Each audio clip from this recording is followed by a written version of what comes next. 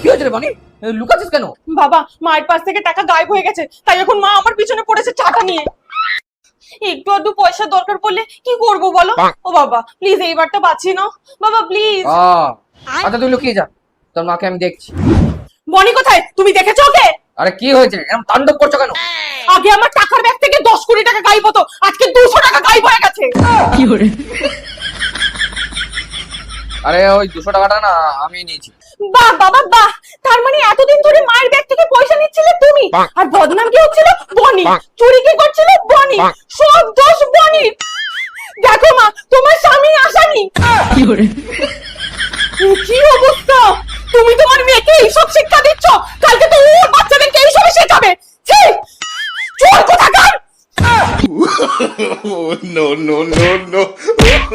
Sorry বাবু, sorry, আর করবো না বাবা।